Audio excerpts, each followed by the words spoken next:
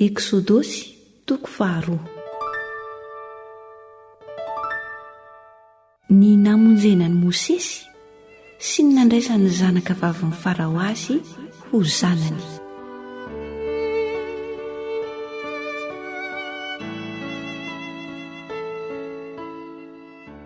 Ary nisy lehilahy anankiray avy amin'ny mpianakavin'ny Levi lasa nakavady tamin'ny zanaka vavin'ny Levi, dia nanananaka raha vehivavy ka niteraka zazalahy. Ary rehefa hitany fa zaza tsara izy dia nafeny ny 3 volana.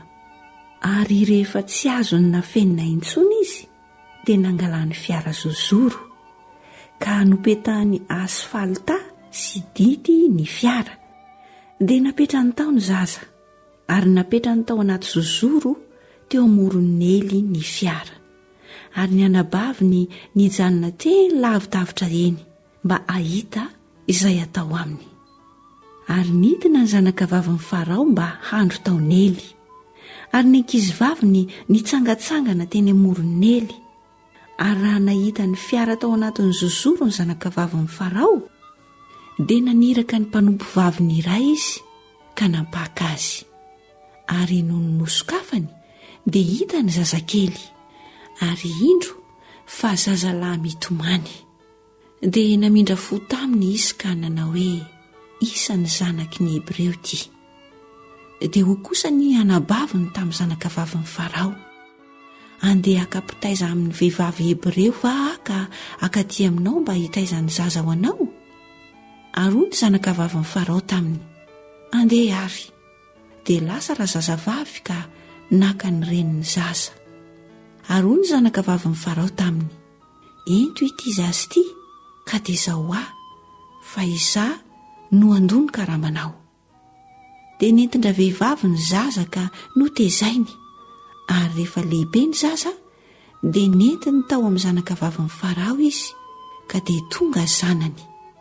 Ary ny anarany nataony hoe Mosesy, fa hoy izy satria tamin'ny rano no nangalako azy.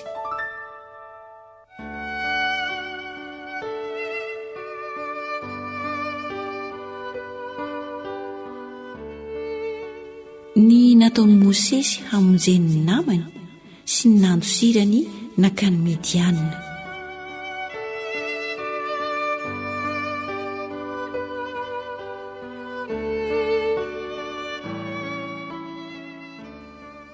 Ary tamin'izany andro izany, rehefa lehibe Mosesy, dia nivoaka nakany amin'ny rahalahiny izy ka nijery ny fanompony mafy. Ary nahita lehilahy Egiptianina nanavokavoka ny anankiray tamin'ny Hebreo rahalahiny.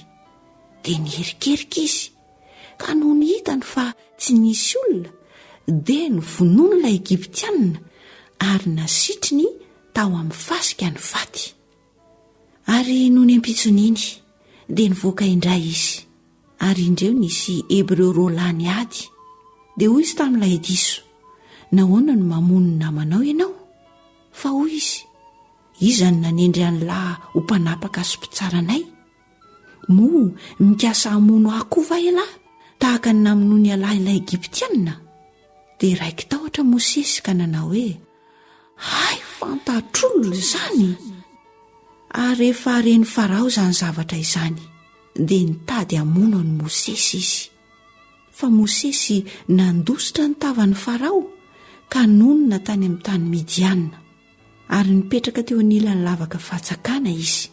Ary nipisorona tao Midianina nanana zanaka 7 mirahavavy.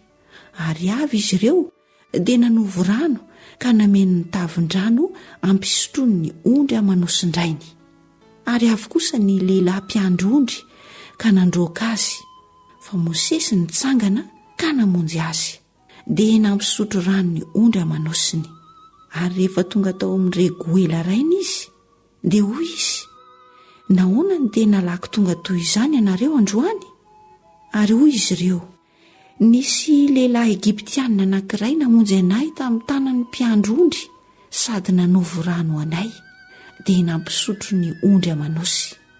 Ary hoy izy tamin'ny zanany vavy, ka aiza izy?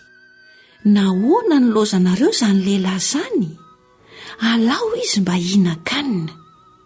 ary sitraky Mosesy nitoetra tao amin'ndray lehilahy, ary Zipora zanany vavy dia nomeny ho vadiny Mosesy, dia niteraka zazalahy izy ary ny anarany nataondrainy hoe Gersoma, fa osy efa vahiny aty amin'ny tany ny firenena hafa.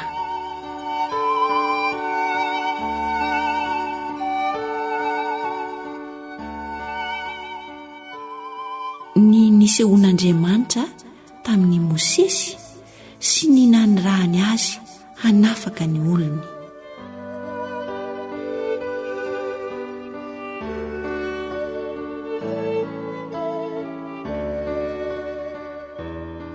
Ary tao anatin'izany andro maro izany dia maty ny mpanjakan'i Egipta, ary ny zanak'Israely ny sento noho ny fanompony ka nitaraina, ary niakatra tany amin'Andriamanitra ny fitarainany noho ny fanompony.